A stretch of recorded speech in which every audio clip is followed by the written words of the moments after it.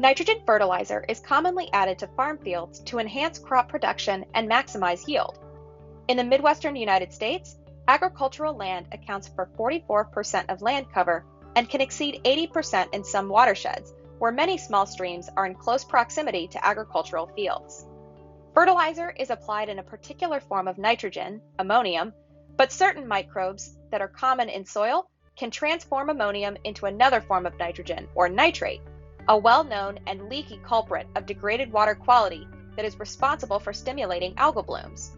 The transformation from ammonium to nitrate is known as nitrification.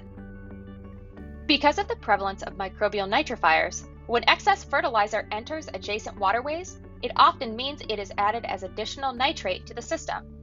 Compared to ammonium, nitrate is easily transported from these field-adjacent streams to downstream ecosystems.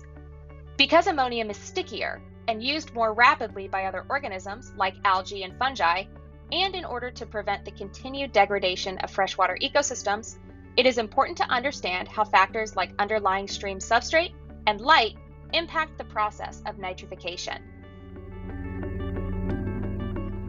The Notre Dame Linked Experimental Ecosystem Facility, or ND-LEEF, serves as an intermediate between a controlled lab environment and a complex natural system that is susceptible to wide environmental variation.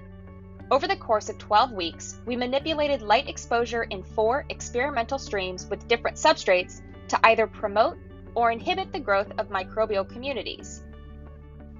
From previous research at ND-LEEF, we know small, unstable substrates like sand can reduce biofilm colonization, while larger, stable substrates like cobble have been shown to have increased biofilm colonization.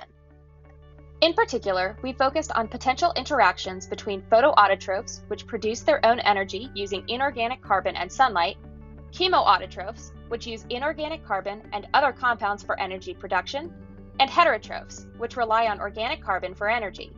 These 3 groups are often found together forming biofilms, or a mucilaginous layer of microbial cells and other compounds.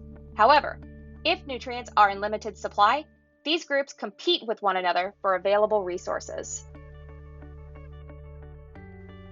Using a sequence of shading, unshading, and reshading, we sought to understand how changes in the microbial community influence nitrogen cycling and alter nitrification rates. We organized the study into 3 phases to isolate the controls on nitrification. In phase 1, we shaded the streams to prevent photosynthesis, and heterotrophs and chemoautotrophs used available nutrients to grow. During phase 2, we removed the shade cloths and allowed photoautotrophs to colonize. In phase 3, we reshaded the streams to alleviate competition between photoautotrophs and other microbial groups. The senescence, or breakdown, of primary producers provided heterotrophs and chemoautotrophs with an additional source of carbon. We conducted steady-state nutrient additions by releasing low levels of ammonium into the streams, and we calculated nitrification rates during each phase of the experiment to partition out the role of nitrifiers in the nutrient removal process under different conditions.